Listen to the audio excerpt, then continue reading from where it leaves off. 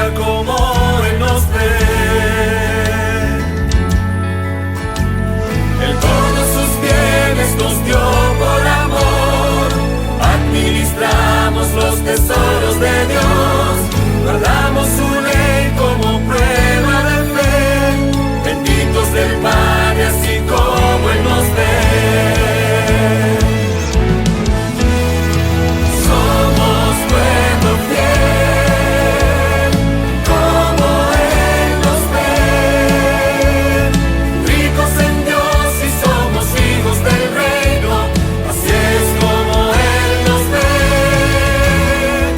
Somos pueblo fiel, como Él nos ve. Ricos en Dios y somos hijos del reino, así es como Él nos ve. Así es como Él nos ve.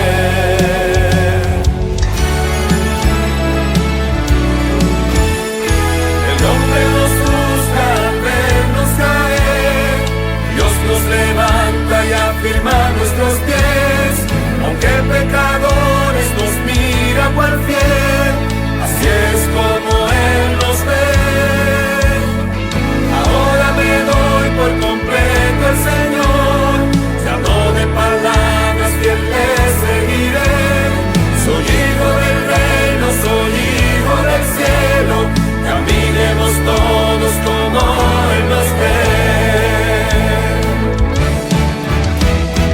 Somos pueblo fiel, como Él nos ve. Ricos en Dios y somos hijos del reino, así es como Él nos ve. Somos pueblo fiel, como Él nos ve. Ricos en Dios y somos hijos del reino, así es como Él nos ve. Somos pueblo fiel, como Él nos ve. Ricos en Dios y somos hijos del reino, así es como Él nos ve. Somos pueblo fiel, como Él nos ve. Ricos en Dios y somos hijos del reino, así es como Él nos ve. Así es como Él nos ve. Así es como Él nos ve.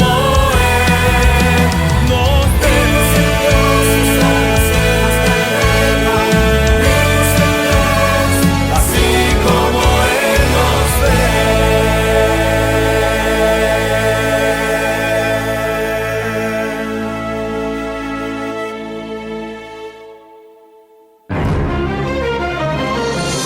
¿Cómo ve Dios a los seres humanos? ¿Cómo espera el Señor que tratemos a nuestros semejantes?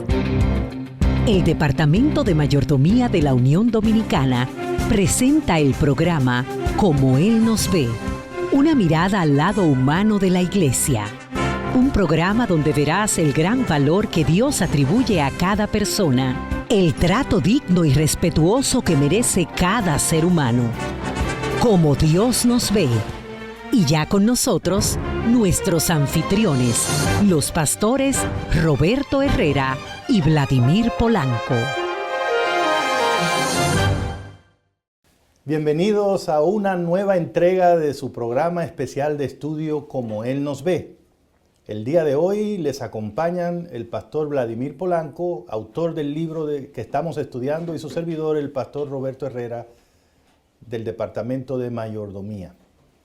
Estamos muy felices de que nos acompañen y seguramente vamos a recibir bendiciones por estar acá. Tengamos una breve oración y pasemos entonces de inmediato al tema que nos ocupa el día de hoy. Querido Padre y querido Dios, estamos dedicando nuestra mente y nuestra atención en este momento a tratar de conocerte más, de entender más tu voluntad. Revélate a nosotros. Muéstranos una vez más qué piensas de nosotros, cómo nos ve, qué quieres para nosotros. Háblanos, Señor. en el nombre de Jesús. Amén. Pastor Vladimir Polanco, el capítulo 3 de su libro, que vamos a resumir el día de hoy, lleva por título El templo del Dios viviente. Lógicamente es una imagen, ¿no? Es una imagen. Entonces, cuando uno piensa en un templo, está pensando en un recinto, ¿verdad? Sagrado. Un lugar sagrado que es llenado de la presencia de Dios. Y obviamente usted indica, no que sugiere, sino que declara con base bíblica que el ser humano es ese templo, ese recinto sagrado, ese lugar que Dios quiere llenar con su presencia. Pero me gustaría hacer una pregunta introductoria aquí, y es, ¿realmente la realidad que vemos hoy día muestra que el ser humano busca ser llenado por la presencia de Dios, o está tratando de llenar su vida, su templo, su existencia con otros asuntos o en otros lugares? Mira, en la introducción del capítulo 3, el capítulo que estamos estudiando ahora, yo comento varios elementos que distinguían a la ciudad de Corinto, donde Pablo estaba llevando a cabo su ministerio, y la ciudad a la que Pablo le dedicó 2 de sus cartas. Y tras ver la situación de Corinto, uno se da cuenta que en Corinto reinaban el dios dinero y la diosa lujuria. Lo interesante es que 2000 años después, el ser humano sigue siendo el mismo, porque si hay algo que nos caracteriza a nosotros es que desde el pecado, cuando entró en el tiempo de Adán hasta hoy, los seres humanos cometemos los mismos errores, cometemos las mismas prácticas, y eso tú lo vas buscando a lo largo de la historia y te vas a dar cuenta que la lujuria y el dinero, el deseo de tener más, la avaricia, siempre han estado presentes en los momentos más críticos de la historia humana. Y cuando uno mira a la gente de hoy, en el siglo XXI, uno perfectamente se da cuenta de que estos siguen siendo los 2 principales dioses: una búsqueda alocada de dinero y un deseo desenfrenado de tener placer. ¿Por qué? Porque el ser humano ha creído que se puede llenar con cosas. Y yo estoy seguro que tú constantemente ves en la noticia, lees en los periódicos, oyes en las emisoras, gente adinerada, gente famosa, que termina quitándose la vida, que demuestran que el dinero no los llenó, que demuestran que los placeres no satisfacieron el anhelo de su alma. No deja de sorprendernos que los países donde el suicidio tiene una tasa más elevada son precisamente los países más ricos del mundo. Si el dinero pudiera llenar el vacío existencial que hay en nuestra vida, entonces ¿por qué tanta gente se suicida en Japón si es un país rico? Si el placer, si el lujo pudiera llenar el vacío de nuestra vida, ¿por qué constantemente vemos de jóvenes, youtubers, actores, artistas que acaban con su vida por medio del suicidio? ¿Sabes por qué? Porque decía Pascal que en cada uno de nosotros hay un vacío infinito, y ese vacío infinito solo lo puede llenar Dios. Ahora, pastor, ¿estamos hablando de un fenómeno nuevo relativamente? ¿O eso era a lo que ya se refería el profeta Isaías cuando preguntó en el capítulo 55, en el verso 2, por qué la gente gastaba su dinero en lo que no era comida, en lo que no era pan? ¿Por qué estaban invirtiendo su salario en algo que no les llenaba completamente? ¿Estamos hablando de la misma cosa? Lo mismo, y lo ves, por ejemplo, en el relato del diluvio, lo ves, por ejemplo, en el relato de Sodoma y Gomorra. Cuando lees el discurso profético de Cristo en Mateo 24, te vas a dar cuenta de que Cristo describe a la gente del tiempo del fin como gente que se da, que come, que bebe, que se casa y que se da en casamiento. O sea, gente que lo único que hace es vivir para satisfacer sus más internos, pasiones pecaminosas, que vive única y exclusivamente para complacerse a sí mismo. Y ya lo había dicho Alexander de Tocqueville, los gozos incompletos de este mundo nunca podrán satisfacer el corazón humano, nunca. Me parece muy realista porque Alexis de Tocqueville primero reconoce que hay gozos en este mundo, Sí. pero él dice, pero son incompletos. O sea, él te puede dedicar a buscarlo uno por uno y no te vas a sentir completo.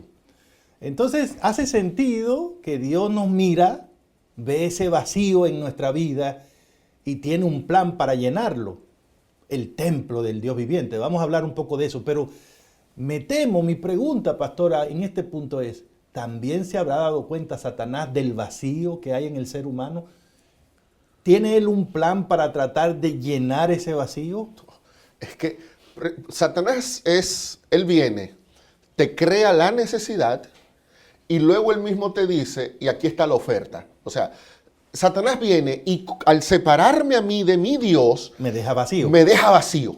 Y entonces él mismo dice, yo sé que tú estás vacío, vamos a llenarlo. Ok, ¿cómo lo lleno Satanás? Vamos a buscar dinero y vamos a buscarlo de la peor manera posible, pero que sea rápida. Vamos a hacerlo así, vamos a hacerlo así. Y luego que me pone a mí en esa búsqueda de dinero, me dice, pero tú sigues vacío. Me da placer. Y tú mencionaste algo. A veces los no creyentes pueden suponer, bueno, es que el cristiano se equivoca porque yo sí gozo. Ajá. No, nosotros no decimos que tú no gozas. Claro que se goza. De hecho, el sexo lo Es un gozas gozo. porque fue una creación de Dios. Claro. De hecho, el tener La dinero, riqueza. la riqueza, la un gozas don de Dios. porque es un don de Dios. El problema viene cuando esos dones que Dios nos dio, lo usamos de manera ilegítima. Y entonces ahí es que Moisés, dice Hebreos 11, rehusó los deleites temporales del pecado. No es que no hay deleite en el pecado, hay deleite en el pecado, hay gozo en el pecado, pero es temporal. Y Satanás, consciente de eso, entonces dice, vamos a llenarte, pero te vamos a llenar de lo que no te llena. Es una contradicción. Entonces, ¿qué hace Satanás? Bueno, la Biblia utiliza una expresión muy fuerte, Roberto. Muy fuerte, cuando Sí. uno de los amigos de nosotros que leyó el capítulo Sí. y reaccionó, tú recordarás que nos dijo, eso me asustó. Sí, hay cosas en la Biblia que asustan y esta es una. Por ejemplo, que Apocalipsis 2.9 y 3.9 diga que el plan de Satanás es convertirnos en su sinagoga.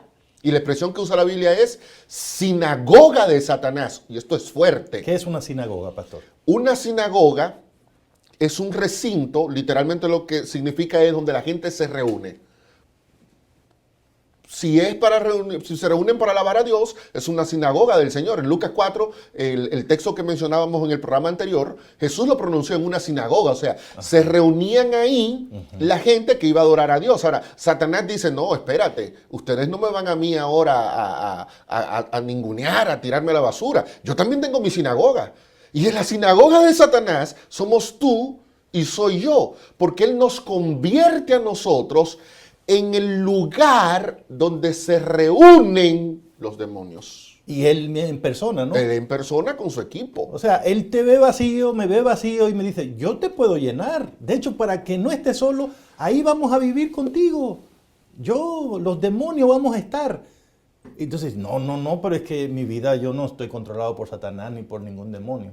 Bueno, es que no es tan simple como decir estoy o no estoy. La evidencia, el fruto te dice si eres una sinagoga de Satanás o eres el templo de algún otro, ¿no? Y a veces te conviertes en sinagoga inconscientemente, porque Correcto. alguno dirá, pastor, yo no adoro a Satanás. Ni me domina, ¿Cómo- yo no quiero. ¿Cómo voy a pensar yo que yo soy el lugar Donde donde él los está. demonios se reúnen y gobiernan? No, yo no. no. Fíjate que la Biblia dice en Lucas 22:3 que Satanás entró a la vida de Judas. Sí. Entró, Sí. entró, o sea, Sí. pero en ningún momento tú encuentras a Judas dando muestra visible de que estaba poseído por el diablo. Entonces, en el momento en el que el diablo entra en Judas, hay un encuentro entre Judas y Satanás, y cuando ese encuentro se da, cuando se lleva a cabo esa reunión, entonces Judas se convierte en la sinagoga de Satanás. Lo mismo ocurrió con Ananías y Zafira. El libro de Hechos de los Apóstoles, en el capítulo 5, el versículo 3, ellos vinieron deliberadamente a mentir y a tratar de engañar a los apóstoles y a la iglesia.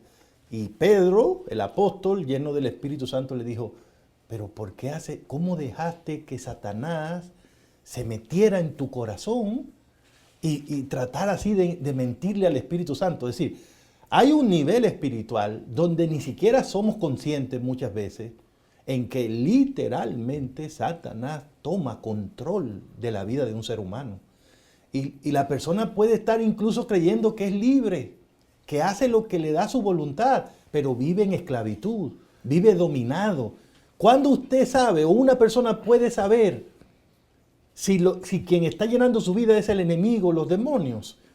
Cuando los intereses supremos son cosas de este mundo que no llenan completamente. Sexo, dinero, cosas materiales. Si tú miras que tu énfasis es ser feliz a través de esas cosas, que Dios no es parte de tu agenda de búsqueda de significado, entonces no tienes que preguntarlo. De alguna manera Satanás te ha convertido en su sinagoga.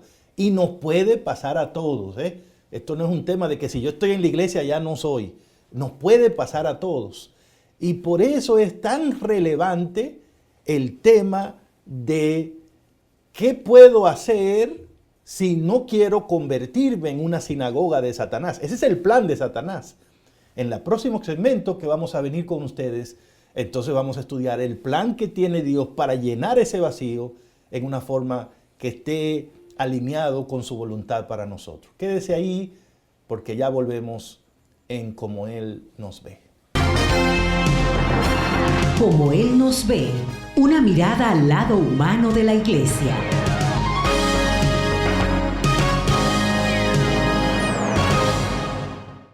Seguimos, amigos, hermanos y hermanas, seguimos, Pastor Polanco, estudiando el capítulo 3, el templo del Dios viviente.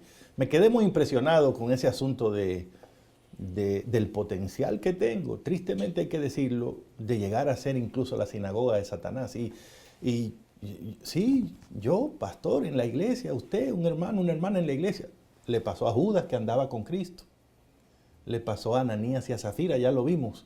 ¿Cómo te deja eso, pastor, cuando mira hasta el grado de atrevimiento que tiene Satanás de meterse dentro de la iglesia de Dios a tratar de convertirnos ahí dentro en sinagogas de Él? ¿Cómo te parece eso?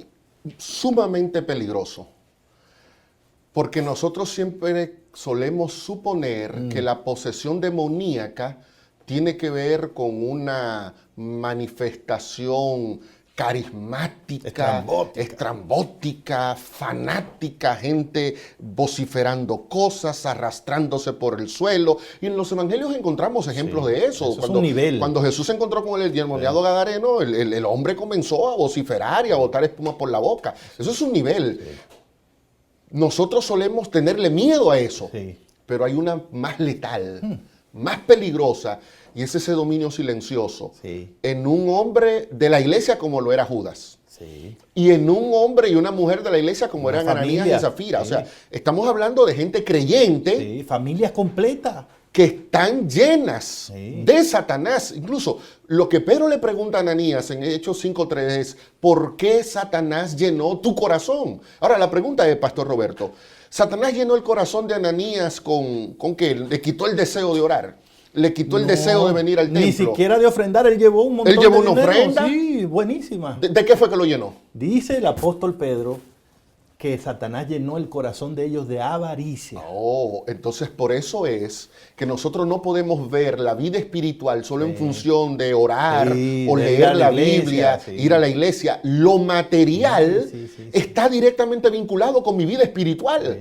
Y hay algunos de nosotros que nuestro problema no es que le prendemos velas a María. Nuestro problema no es que le pedimos un milagro al niño de Atocha. Nuestro problema no es que creemos en la Virgen de Guadalupe. A muchos de nosotros, Satanás nos llena con la avaricia que dice Colosenses capítulo 3, versículo 5, que es idolatría. Por eso decíamos en el segmento anterior que el dinero se ha convertido en el Dios de muchos. Y algunos, pastor, que no tenemos dinero, también hacemos del dinero nuestro Dios, porque no tenemos el efectivo, no tenemos las propiedades, pero está en el corazón la avaricia. Wow. ¿Cuál es esa avaricia que Pablo llama un acto de idolatría? Bueno, en la página 44 del libro mencionamos que la avaricia es una idea que nos pone a nosotros a desear más de lo debido. Es un irresistible deseo de adquirir más posesiones materiales que los que las otras personas tienen. Es el espíritu del ser humano que emplea todos los medios posibles para aprovecharse de su prójimo. Si usted se identifica con estas cosas, entonces usted está lleno de avaricia, está lleno de Satanás, usted está poseído por el demonio, usted es una sinagoga del mismo diablo. Sí, muy fuerte, pero es la realidad. Es como hasta complicado decirlo, pero queremos que se entienda que esto es una realidad espiritual y que obviamente nosotros no estamos llamados a pasar por eso, no estamos llamados. Pero ahí está la advertencia. Judas andaba con Cristo, Ananías y Zafira eran dirigentes de la iglesia, gente muy cercana a los apóstoles y muy reconocidos. Entonces, ¿qué significa eso? Que a Satanás no le importa que estemos en la iglesia, siempre y cuando ahí en la iglesia seamos su sinagoga. Y tal vez no me va a agarrar a mí por meterme la idea de que me vaya de la iglesia, pero me puede agarrar por el lado de la avaricia, por el dinero, por las posesiones. Me puede llevar incluso a robarle a Dios dentro de la iglesia. De eso es que estamos hablando. Y que cada uno de nosotros tiene que asegurarse de que no vaya a caer en ese punto. Y es interesante, pastor, que los dos, tanto Judas como Ananías y la familia de Ananías y Zafira, los dos cayeron en las garras de Satanás. Por el mismo asunto. Por el mismo problema, el dinero. O sea, los dos creyeron que el dinero podía sustituir a Dios. Ahora, Pastor Vladimir, aquí es cuando el capítulo llega al punto maravilloso, ¿no? O sea, mientras Satanás tiene un plan de levantar sinagogas, de convertir cada persona en una sinagoga de él, porque esta es la lucha entre el bien y el mal. O sea, en este mundo es verdad que Satanás está trabajando, pero en este mundo está trabajando Dios. Dios está trabajando con propósitos muy diferentes. Y entonces le debemos al apóstol Pablo el haber explicado que el plan de Dios es llenar nuestro vacío existencial, darnos un gozo completo y definitivo, convirtiéndonos en el templo, no sinagoga, en el templo de su... No, pastor. Y más que Pablo se lo dijo a la gente de Corinto, impresionadísimo por esos templos que había en la ciudad, ¿no?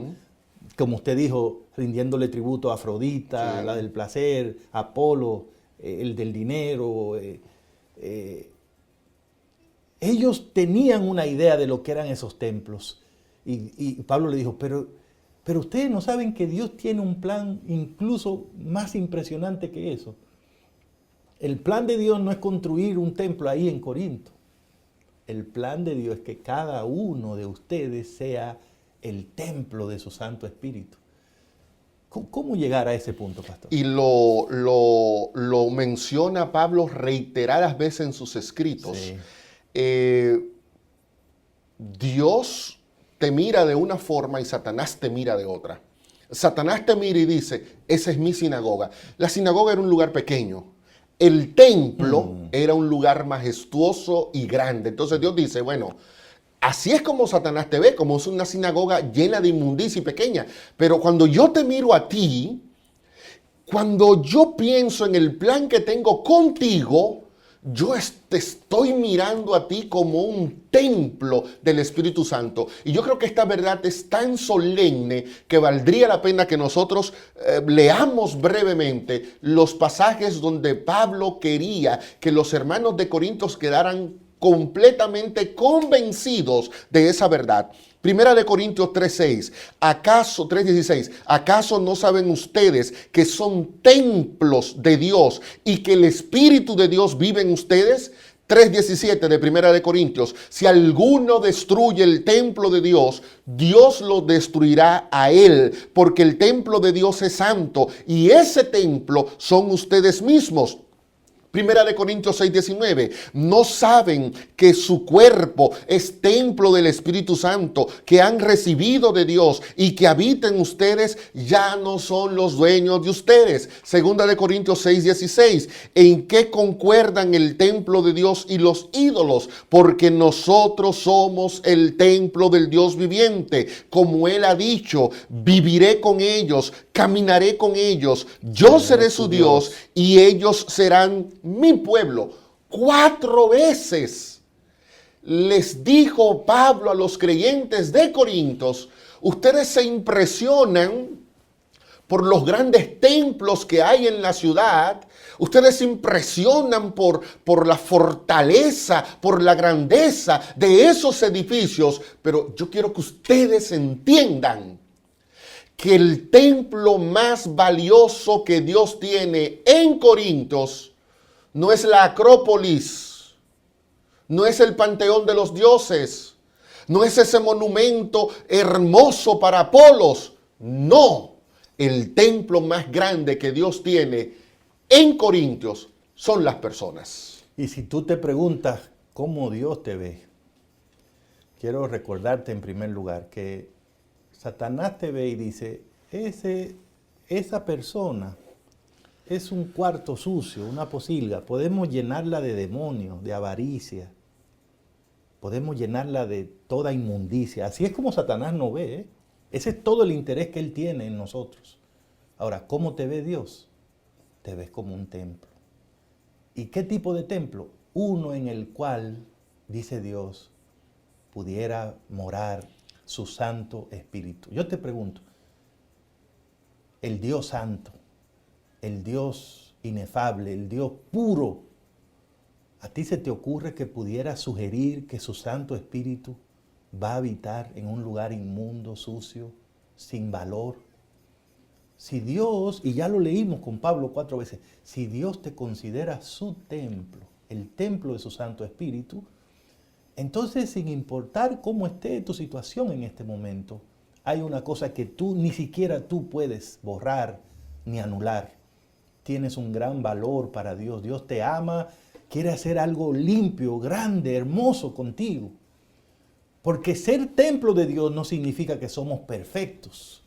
Significa que Él nos ve con ese valor y está dispuesto a llevarnos a ese punto. Pablo se lo dijo a los corintios, y los corintios no eran precisamente un ejemplo de santidad y de perfección. Luchaban con muchos problemas, pero aún a esa gente Pablo le dijo, vosotros sois el templo, porque no es una decisión de nosotros, pastor. Ni siquiera depende de lo que podamos hacer. Es una decisión soberana de Dios. Es que a Dios nadie lo convence de que sus hijos son una posilga o un cuarto sucio para llenarlo de basura. Cuando Dios nos ve, dice, ¿cómo me van a tratar a mis hijos ahí? En esos puedo vivir incluso yo, porque son un templo limpio, valioso. Ahí quiero vivir yo. No demonios, no avaricia, no pecado. Yo quiero vivir ahí para siempre. Si eso no nos hace sentir valiosos, no sé qué podemos. Dice Mateo 7:6 que Dios no echa las perlas preciosas a los cerdos. Y si hay un don valioso que Dios tiene para el ser humano, es el don del Espíritu. Un don sin medida. Un don que usted no puede comprar. Había un hombre en la iglesia primitiva llamado Simón, el mago, que vino y cuando vio que los apóstoles tenían ese poder, dijo, pues yo quiero tener de ese poder, aquí está el dinero, ¿cuánto vale? yo lo compro, porque uno cree que el dinero lo puede comprar todo, pero dicen por ahí que el dinero solo puede comprar lo que es barato. y que el Espíritu de Dios habita en nuestras vidas, no hay dinero en este mundo que pueda pagar eso. Eso es un regalo, eso es un don, eso es una bendición que Dios nos da de manera gratuita. Ahora bien, el hecho de que Dios decidiera colocar su Espíritu sobre nosotros pone de manifiesto lo valioso que tú y yo somos para nuestro Padre Celestial, que Él está dispuesto a colocar en nosotros un don maravilloso que nunca podrá comprarse con ninguna posesión de esta tierra. Seguimos en unos instantes. Este programa es Como Él nos ve. Como Él nos ve, una mirada al lado humano de la iglesia.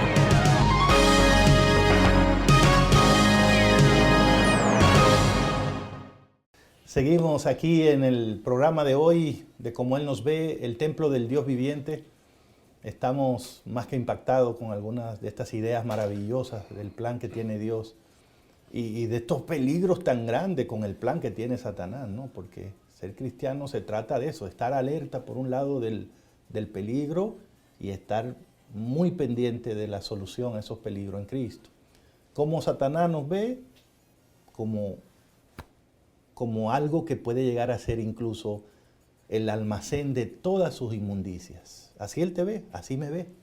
Él dice, yo quiero que esa mujer, que ese hombre, que esa familia se convierta en mi almacén de pecado, de inmundicia, de avaricia, de que los demonios podamos vivir en esa casa y en esa mente de ese hombre, de esa mujer, de ese joven, de esa señorita, de ese niño. Pero esa no es tu vida, esa no tiene que ser tu vida, esa no es tu destino, porque Dios quiere, te ve y te mira, a tu familia te ve a ti y dice, yo quiero que esa familia sea el templo de mi Santo Espíritu, que ese hombre sea el lugar donde yo viva, que esa mujer sea la morada de mi Espíritu Santo. Y entonces, si somos el templo del Espíritu Santo, obviamente que Dios quiere que nosotros vivamos a la altura de esa posición.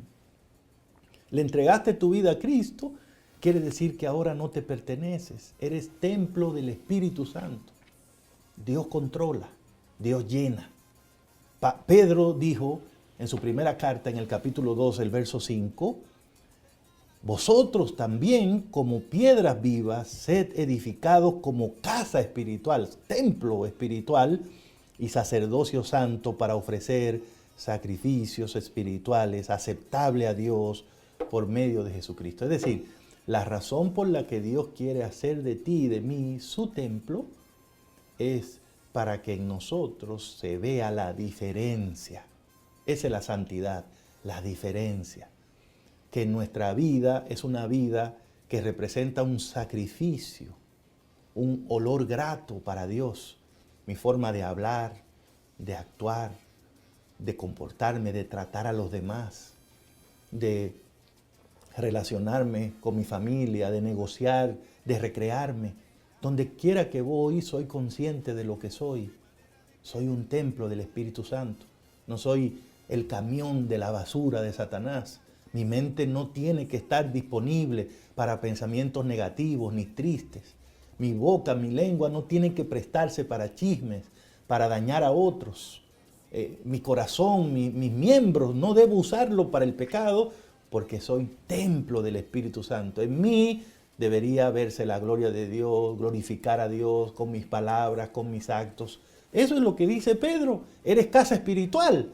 Entonces crece como tal para gloria de Dios. En 2 Corintios 6:16, Pablo plantea las repercusiones prácticas que tiene esa visión de Dios vernos como templo del Espíritu Santo, porque Pablo pone énfasis en el propósito por el cual Dios decidió escogernos a nosotros como su templo.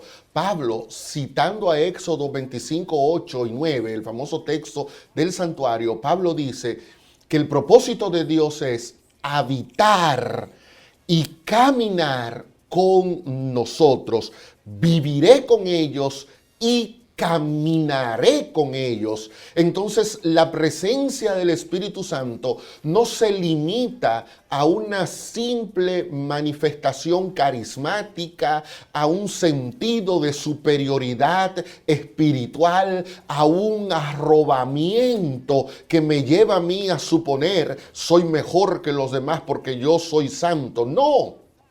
La presencia de Dios en mi vida se manifiesta en mi diario vivir, en los actos comunes de mi día a día, en mi caminar, en mi vivir, en mi trabajar, en lo que hago, en lo que pienso, en lo que digo.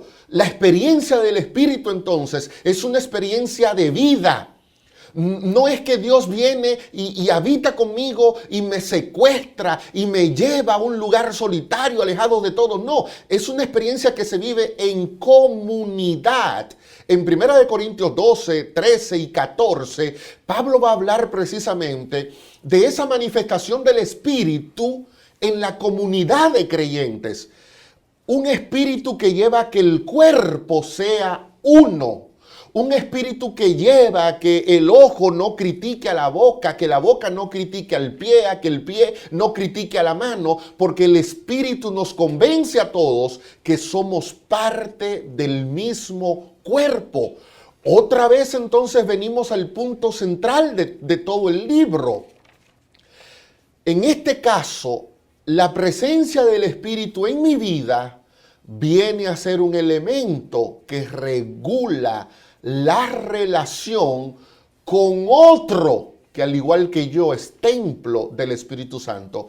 Por eso dice Gálatas capítulo 5, que cuando el Espíritu hace una morada en nosotros, eso se traduce en un estilo de vida que comienza con amor, un amor que ama al bueno, que ama al malo, que ama al adventista, pero ama también al que no es adventista, que ama al homosexual, que ama a la lesbiana, que ama al delincuente que está en la cárcel. Ama. La presencia del Espíritu en nuestra vida nos lleva a amar a aquellos que son todavía sinagoga de Satanás, porque fue una experiencia que nosotros tuvimos y que Dios por su amor y en su misericordia nos sacó de allí y nos trajo a una novedad de vida, pero también es gozo, pero también es paz, también es comunión. O sea, es esa sensación de plenitud.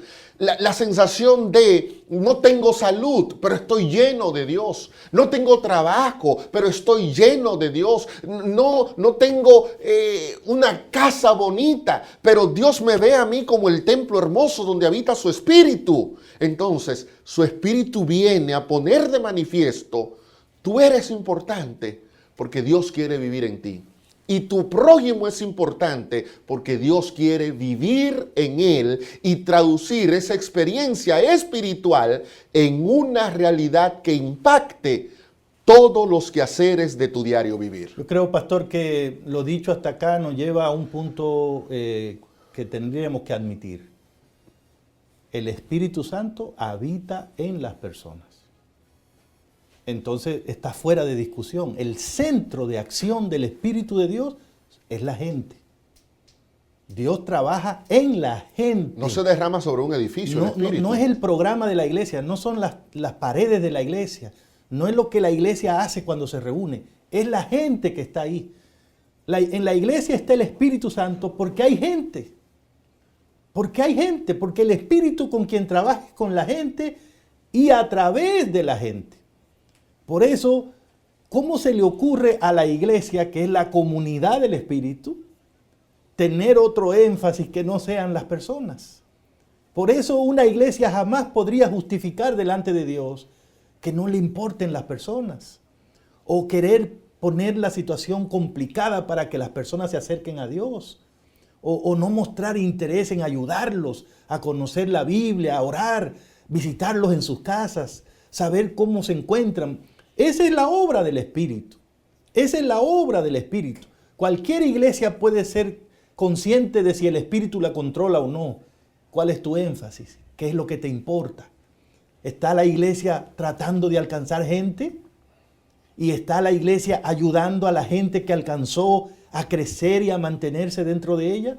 De eso se trata. Dios lo planteó claramente. El plan de Dios no es tener un templo lindo de piedras preciosas con un programa popular que todo el mundo diga, wow. El plan de Dios es conseguir seres humanos que estén dispuestos a ser templo de su Santo Espíritu.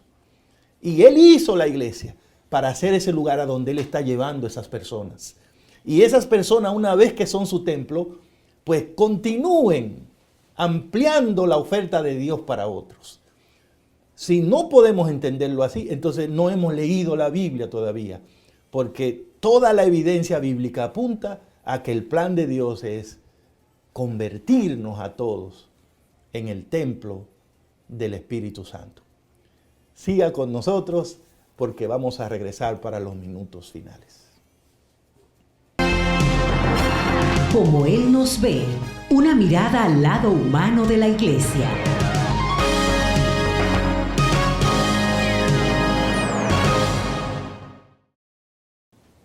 Queremos agradecer al pastor Herrera y al pastor Polanco por exponer con claridad los conceptos básicos contenidos en este capítulo 3, titulado El Templo de Dios, donde nos mostraron que la batalla entre el bien y el mal tiene como punto central el dominio de los seres humanos. Y a estas alturas cabe preguntar, ¿quién está gobernando tu vida? Esta pregunta es muy importante porque dependiendo a quién sirvas, tus acciones serán encaminadas por una dirección u otra. Si sirves a Satanás, tus pensamientos serán dirigidos a realizar obras malas. Pero cuando Jesús gobierna tu ser, harás todo lo correcto en todo momento y en todo lugar. Otra pregunta que debemos hacernos es, ¿a quién le rendirás tu adoración? Cada persona en este mundo terminará siendo una sinagoga de Satanás o un templo del Espíritu Santo. No hay punto medio en este sentido. O servimos a uno o servimos al otro.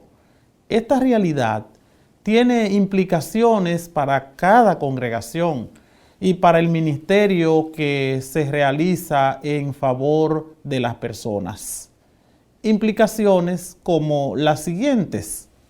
En primer lugar, afirmar que los seres humanos son el templo de Dios y que nuestros cuerpos son la morada del Espíritu Santo nos atribuye la más elevada dignidad.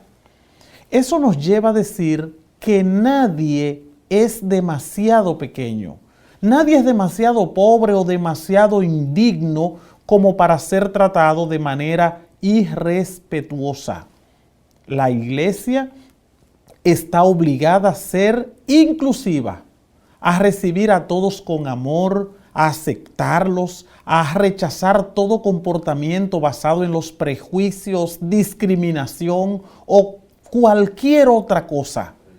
Tampoco el papel de la iglesia jamás es ni lo será el de juzgar o condenar a las personas.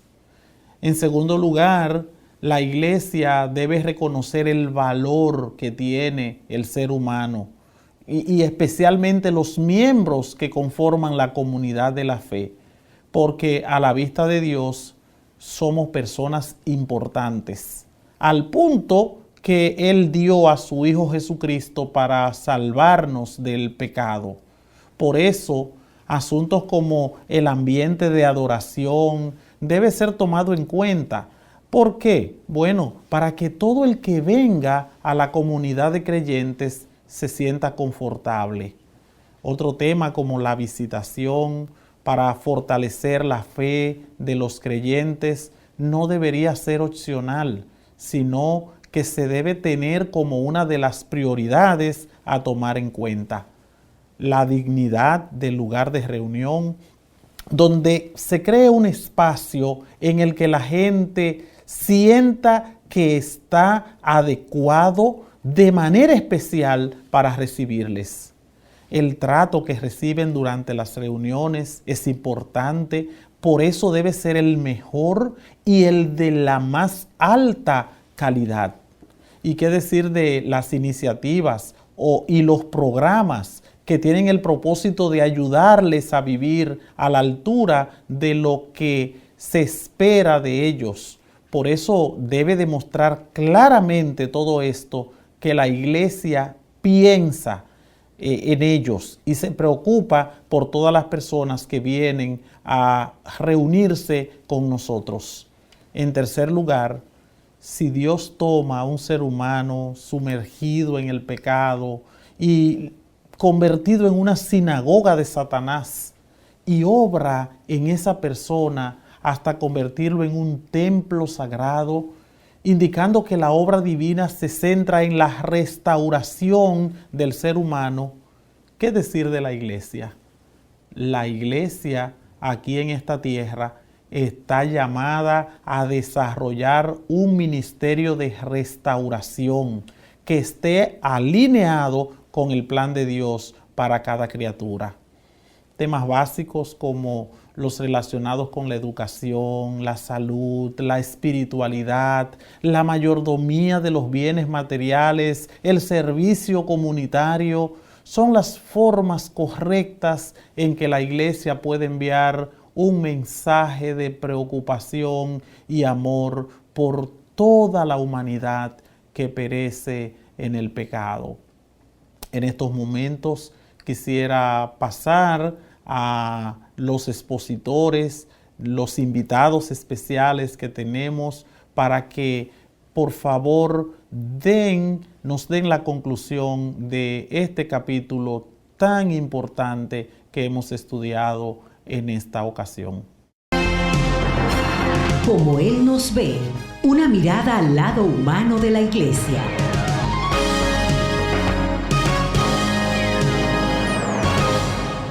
Estamos aquí para hacer apenas unas conclusiones del programa de hoy, el capítulo 3, el templo del Dios viviente. Yo creo que en lo que llevamos de jornada del estudio de este libro, como Él nos ve, si no nos ha convencido de cuánto nos ama Dios, la forma en que nos creó, si todavía el plan maravilloso de la salvación no logra convencerte de que eres el tesoro especial del Señor, ¿qué vas a decir ahora? Cuando Dios incluso está dispuesto y te dice, no solo que te amo y que te ayudo y que te libero, no. Quiero vivir en ti. Quiero vivir en ti. Quiero que seas mi templo. Pues no sé qué. O sea, ¿qué otro argumento puede usar Dios para atraer nuestra atención? Somos valiosos. Que nos comportemos en una forma que no lo revele es una cosa, pero delante de Dios somos valiosos. Nuestra posición en Cristo es inmejorable, es perfecta, es completa. No tienes que pedirle a Dios que te dé más, lo tienes todo en Cristo. Lo que tienes que pedirle a Dios es que te ayude a vivir a la altura de esa posición. Somos valiosos no por las ropas que tenemos, somos valiosos no por el vehículo, la casa que tenemos, somos valiosos no por el cargo o la inteligencia que tenemos. Somos valiosos porque Dios está dispuesto a vivir en nosotros. Tú sabes que tú no vivirías en cualquier lugar, ¿verdad? Hay lugares donde tú no vivirías. Dios está dispuesto a vivir en ti. Entonces, no eres ni soy una posilga de Satanás, una sinagoga.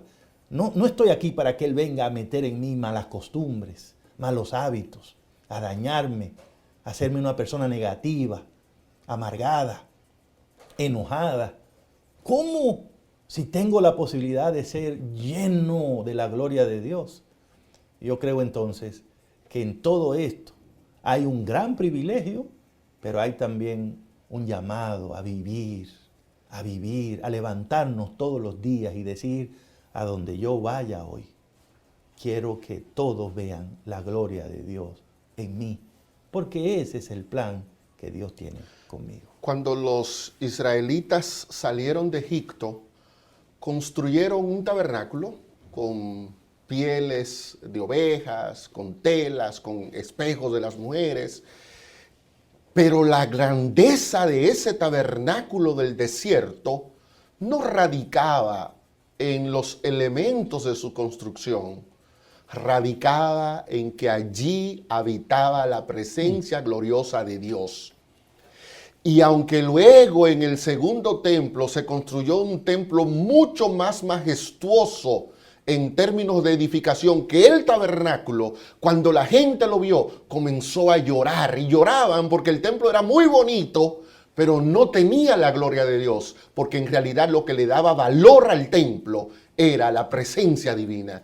Y lo que Pablo dice en 2 Corintios 6:16 es que esa gloria divina, ese Dios que habitó en el tabernáculo del desierto, ahora viene y habita en mí. El israelita miraba hacia su santuario y se sentía contento y decía, mi Dios está ahí adentro, ahí está la Chequiná, ahí está su gloria. Pero Dios ahora mira hacia la tierra, te ve a ti, me ve a mí y con orgullo dice, yo no estoy en un edificio de mármol, no estoy en un edificio imponente, pero puedo decirle al universo que yo habito en esos seres humanos en los cuales mi espíritu está trabajando para que lleguen a ser una casa espiritual. Satanás te ve como su sinagoga, pero ya no pierda más tiempo pensando en la suciedad que Satanás ha traído a tu vida, en la desgracia que Satanás ha sumergido tu existencia, en las cosas que Satanás te ha quitado, en las inmundicias que te ha llevado a practicar. No sigas torturándote por la suciedad que el enemigo tiró sobre ti. Hoy es el momento en el que tú comiences a verte como Dios te ve, a sentirte como lo que realmente eres, el templo de Dios en esta tierra. Disfruta entonces esa visión, vívela, compártela y sobre todo recuerda que tu prójimo, al igual que tú, es un templo de Dios. Que Dios te bendiga y nos vemos en la próxima entrega de Como Dios te ve.